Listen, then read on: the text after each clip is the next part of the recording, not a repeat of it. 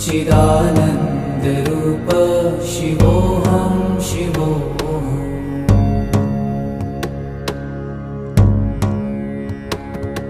न च प्राणसंज्ञो न वै पञ्चवायु, न वा सप्तधातु न वा पञ्चकोश।